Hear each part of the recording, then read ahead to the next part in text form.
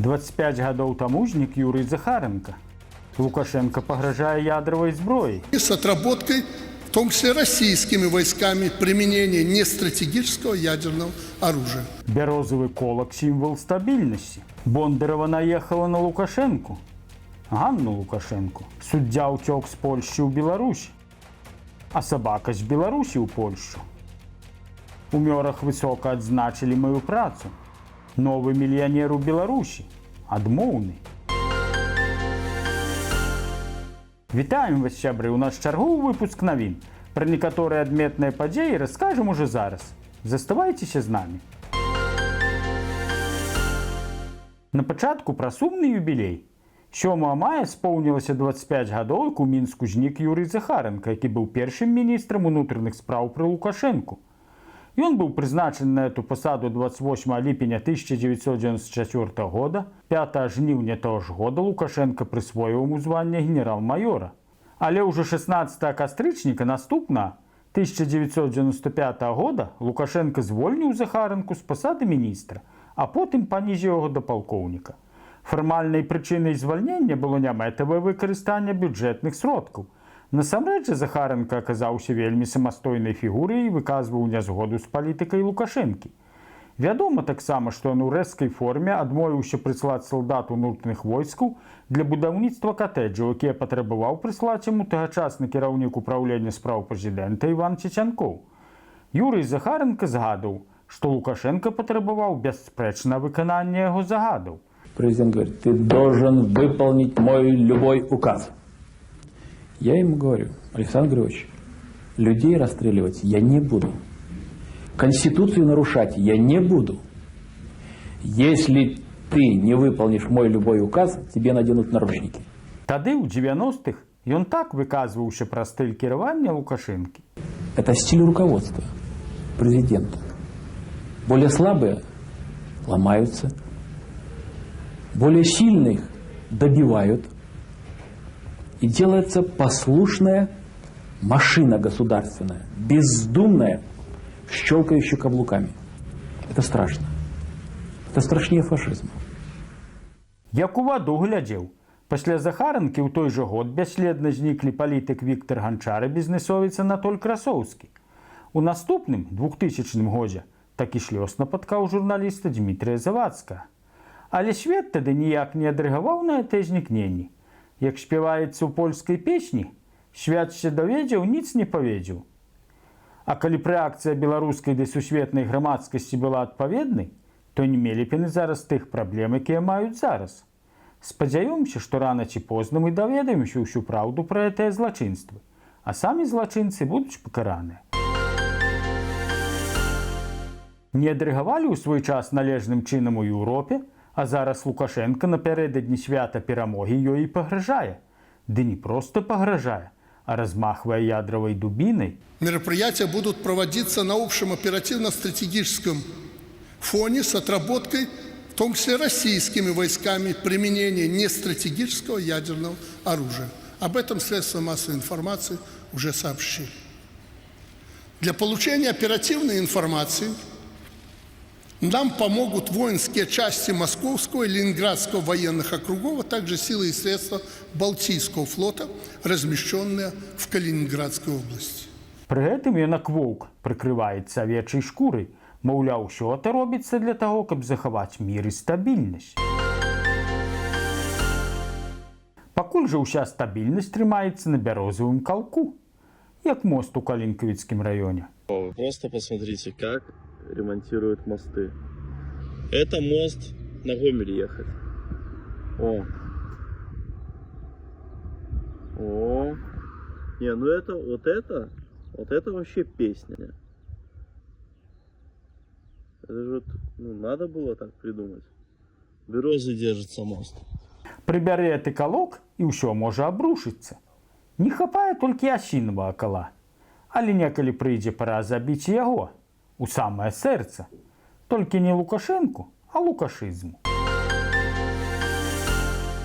Пакуль Лукашенко збіраецца адбіваць уяўны напад з захаду, на яго напалі з нечаканага боку. Напалі не на краіну, а непасрэдна на яго сям'ю. Хто ж это такі нахабнік? Ім, дакладней ёй, аказалася Ольга Бондарова, якая лічыць сябе заўзятай прыхільніцай Лукашэнкі. Дык можа толькі прыкідваецца? Гэта ж падумаць толькі, зусім нюх страціла. Назвала нявестку Лукашэнкі БЧБшніцай і змагаркай. Трапіла на вочы Бондаровай праграма дзяржаўнага канцэрту да Дня перамогі. І ў яе аж пена на вуснах ад шаленства выступіла. Колькі не пішуць патрыёты пра тое, што непрыгожа да патрыятычных мерапрыемстваў прыцягваць змагароў і дзяржпераваротчыкаў. Пральня ўпарта працягвае іх цягнуць. Каторы раз мы сустракаем прозвішча змагаркі Ганны Сялук на канцэртах з удзелам Лукашэнкі. Праўда, іх хутка патлумачылі, супраць каго яна раскрыла пашчу, і Бондарова свае допісы пра Сялук выдаліла. Але па інтэрнэту гэта навіна ўжо ўспела разнесціся. Падобна на тое, што Бондарова сапраўды не ведала, хто такая Ганна Сялук. Нагадаем, Ганна Сялук – жонка сярэдняга сына Лукашэнкі Дмітрія, Ганна Сергеевна Лукашенка. Мне это нагадала выпадак з 80-х, пра які мне распавядаў некалі знаёмы. Спыніў міліцыянт мужика за нейкую правіну і пытаецца імя, прозвішча да яго адрес. Той і назваў. Вуліца генерала Дзянікіна, 24. Міліцыянт запісаў гэта ў свой нататнік ды адпусціў мужика.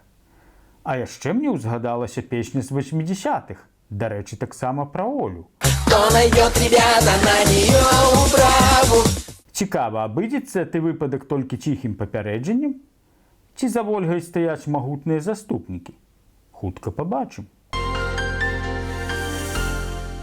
Тым часам лукашэнкаўскія прапагандысты атрымалі падарунак якраз да 9 траўня. З Польшчы ў Беларусь уцёк суддзя Томаш Шміт. Лукашэнкаўскія медыі паведамляюць, што ў Польшчы ён цярпеў за сваю пазіцыю. Да прыезду ў Беларусь Шміт быў замешаны ў скандале.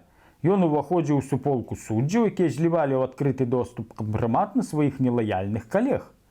Таксама адзначаецца, што ён, нягледзячы на высокую зарплату, меў шмат даўгоў. Застаецца толькі гадаць, ці напаткае яго лёс Эміля Чэчкі.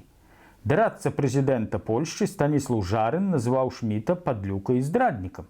Ніхто ў здаровым розуме не ўцячэ ў Беларусь, каб стаць марыянеткай у руках Пуціна і Лукашэнкі. Што тут скажаш?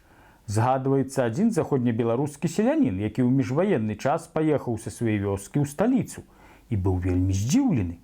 Аказваецца, і ў Варшаве ёсць дурні. У гэтыя ж дні з Беларусі ў Польшчу ўцёк сабака. Збегла ўчарка ад памежнікаў. Адбылося это напрыканцы красавіка ў раёне Баброўнікаў. Польскія памежнікі паведамілі пра знойдзеную сабаку памежнікам беларускім. Але адтуль адказалі, што ніякія сабакі ў іх не прападалі. Цяпер аўчарка мае новую гаспадыню, польскую памежніцу.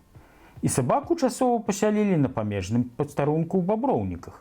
Яму зрабілі прышчэпку, сярод памежнікаў ён сябе адчувае вельмі добра. Магчыма, яны разам з суддзёй Шмітам перасякалі мяжу ў адзін і той жа час. І калі б сабака мог гаварыць, паміж імі мог адбыцца такі дыялог. Шміт да сабакі: «Чаго ты бяжыш? Я чуў, у вас там добра. Чым больш брэшаш, тым больш плоцяць». А сабака адказвае: «Якое там? Раней было, ланцуг пакарацілі, міску далей адсунулі, але брашы колькі хочаш. А зараз зрабілі ланцуг зусім кароткім і нават гаўкнуць не даюць». 4 гады таму, 8 траўня, мяне затрымалі ў Глыбокім і пасля арыштавалі на 10 сутак за 10-хвіліннае інтэрв'ю Сергею Ціханаўскаму. Суткі за кожную хвіліну. Але тады глыбоцкі суд быў яшчэ вельмі гуманны. Зараз маглі б даць і 10 гадоў. А праз 4 гады мою працу зноў адзначылі. На гэты раз у Мёрах. Дарэчы, за мою працу ў якасці журналіста я больш за 10 разоў судзіў глыбоцкі суд. Шмат разоў Пастаўскі, Докшыцкі, Шаркаўшчынскі і Віцебскі. Нават 2 разы Браслаўскі. А вось Мёрскі ні разу, хоць я зрабіў пра Мёры не адзін рэпартаж. Нарэшце Мёрскі суд рашыў выправіцца і адзначыць маю працу. 29 красавіка рашэннем суда Мёрскага раёну Віцебскай вобласці экстрэмісцкай інфармацыйнай прадукцыі прызнаны наш YouTube-канал «Нехта Плюс». Прадукцыя «Нехта» ўжо даўно прызнана экстрэмісцкай у лукашэнкаўскай Беларусі. Але ў Мёрах рашылі яшчэ і асобна адзначыць наш канал. Застаецца толькі выказаць удзячнасць мёрскім суддзям за такую высокую ацэнку маёй працы і выказаць спадзяванне, што некалі ўсё ж удасца перадаць эту падзяку пры асабістай сустрэчы. Тым часам у Беларусі аб'явіўся яшчэ адзін доларавы мільянер. Гэта не дзіва, але гэты мільянер асаблівы, кажучы новай мовай, адмоўны мільянер. Гэта Роман Пратасевіч. 7 траўня так званы суд Мінскага раёну разгледзеў грамадзянскі пазоў пракурора ў дачыненні да Романа Пратасевіча, Яна Рудзіка і Сцяпана Пуцілы. Па словах Пратасевіча, суд ацаніў шкоду ў 24 мільёны 559 тысяч 261 рубель, што складае каля 7 мільёнаў долараў. Гэта рашэнне стала для мяне шокам, адзначыў Пратасевіч. Шкода будзе спаганяцца салідарна. Гэта значыць, з каго ўдасца стрэсці грошы, з таго і страсуць. Паколькі астатнія фігуранты справы за мяжой, адказваць давядзецца перадусім Пратасевічу. Нядаўна ён атрымаў пасведчанне зваршчыка, але, відаць, за ўсё жыццё яму не ўдасца наварыць на тую суму, што прыпаяў яму суд. На этом мы з вами развітваемся. Дзякую ўсім за прагляды, лайкі і каментары. Усяго вам найлепшае. Сёння адзначаецца 79-я гадавіна сканчэння вайны ў Еўропе. Вельмі хочацца, каб вайна зноў не ахапіла еўрапейскі кантынент. Але ж два дыктатары, якія, дарэчы, сёння сустракаюцца, вельмі ж хочуць эту вайну распачаць. Калі для вас гэта бяспечна, падпісвайце наш канал, стаўце лайкі, пішыце каментары, дзяліцеся гэтым відэа з сябрамі. Калі ж не, проста глядзіце і распавядайце сваім знаёмым. Жыве Беларусь! Слава Украіне!